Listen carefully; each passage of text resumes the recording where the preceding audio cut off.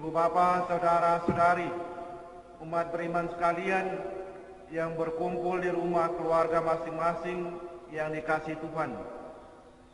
Mari kita sama-sama mendengarkan surat Gembala Uskup Larantuka, aksi kuasa pembangunan 2021, minggu ketiga. Keluarga Katolik dipanggil untuk menciptakan generasi baru. Saudara-saudari terkasih di dalam Kristus, tema minggu ketiga APP kita adalah keluarga Katolik dipanggil untuk menciptakan generasi baru. Tujuannya adalah membangkitkan kesadaran bahwa menciptakan generasi baru itu adalah suatu panggilan dari Allah kepada keluarga-keluarga dan kita semua. Panggilan ini melekat pada kodrat perkawinan dan keluarga sesuai maksud dan kehendak Allah. Kita dapat melihat panggilan ini berdasarkan kitab suci dan ajaran gereja. Dalam surat Gembala ini, kami tidak mengangkat semua hal dalam kaitan dengan panggilan berdasarkan kitab suci dan ajaran gereja. Kami cuma mengajak untuk melihat secara singkat beberapa hal yang terdapat di dalam kitab suci dan ajaran gereja. Saudara-saudari yang terkasih dalam Kristus, amanat kitab suci.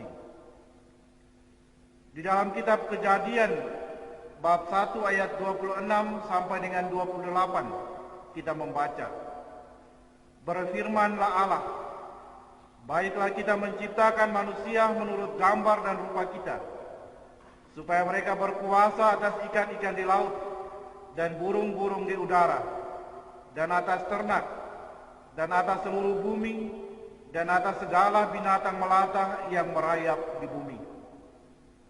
Maka Allah menciptakan manusia itu menurut gambarnya. Menurut gambar Allah diciptakannya dia, laki-laki dan perempuan diciptakannya mereka. Allah memberkati mereka. Lalu Allah berfirman kepada mereka, beranak cuculah dan bertambah banyak, penuhilah bumi dan taklukkanlah itu. Berkuasalah atas ikan-ikan di laut dan burung-burung di udara, dan atas segala binatang yang merayap di bumi. Manusia dipanggil untuk berada dan hadir di bumi ini melalui penciptaannya oleh Allah menurut gambar dan rupa Allah. Manusia ada bukan berdasarkan keinginannya, bukan berdasarkan rencananya. Dia ada oleh karena diciptakan Tuhan. Dia diciptakan menurut gambar dan rupa Allah. Ketika berbicara tentang menciptakan generasi baru, mungkin saja spontan muncul di benak kita bahwa itu adalah rencana dan program kita. Itu adalah rencana dan program keuskupan. Memang itu benar. Tetapi jangan pernah kita lupa bahwa tanpa Tuhan tidak akan terjadi apa-apa. Generasi baru yang akan tercipta sesungguhnya adalah karya Allah melalui kita, khususnya melalui suami istri, orang tua dan keluarga. Keluarga dipanggil oleh Allah, diteguhkan dengan berkat-Nya untuk menciptakan generasi baru. Dan seperti apa generasi baru yang diharapkan? Dalam diri pribadi mereka hadir wajah Allah. Mereka diciptakan menurut gambar dan rupa Allah, bukan menurut gambar dan rupa kita. Untuk apa? Untuk mengenal dan mencintai sesama, untuk mengolah dan memelihara bumi. Bacaan pertama hari ini, kitab Keluaran bab 20 ayat 1 sampai 17, tentang 10 perintah Allah yang diberikan Allah melalui Musa kepada umat Israel, adalah juga panggilan kepada kita untuk hidup menurut perintah Allah, mentaati hukum Tuhan. Pasangan suami istri dan keluarga harus hidup menurut hukum Tuhan mentaati perintahnya. Semua anak dan generasi baru yang dilahirkan juga dipanggil untuk hidup menurut hukum Tuhan, mentaati perintahnya. Saudara-saudari yang terkasih, di dalam perjanjian baru tercantum ajaran Yesus tentang panggilan hidup perkawinan dan keluarga. Kita mengambil satu contoh dari Injil Matius bab 19 ayat 1 sampai dengan 12. Yesus mengajarkan tentang perkawinan yang tak boleh diceraikan.